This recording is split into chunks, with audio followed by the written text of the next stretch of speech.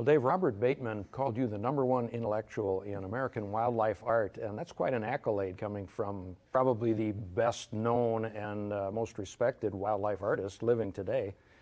How did that happen to this kid from Sheboygan? Well, I've known Bob for about 30 years and have exhibited his work from the Smithsonian to the West Coast and have written extensively about him. So he was generous and very kind to pay a tribute like that to me.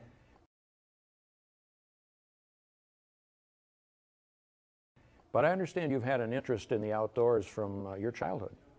I have. I grew up as a kid in Sheboygan, Wisconsin. My grandparents, my grandfathers, my father liked to hunt and fish. I was a hunter and a fisherman. I spent a lot of time up in Minocqua, worked for the DNR in high school actually, and I have a long-standing relationship as a sportsman in Wisconsin.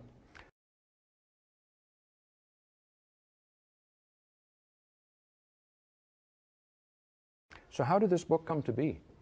Well, this book tells the story of how American wildlife art evolved. I was interested as a museum curator and director to understand the artists who went before John James Audubon and came after, up to Owen Grammy and Robert Bateman, and this book tells that story. So how is the book presented? It's, I imagine, in sections?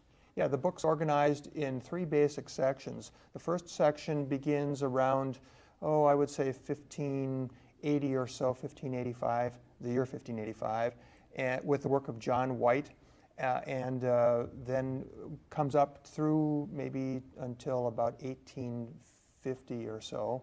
And in that period, it was the era of exploration and discovery when Europeans primarily were coming, and later Americans, once the country was founded, to explore an ever western moving frontier.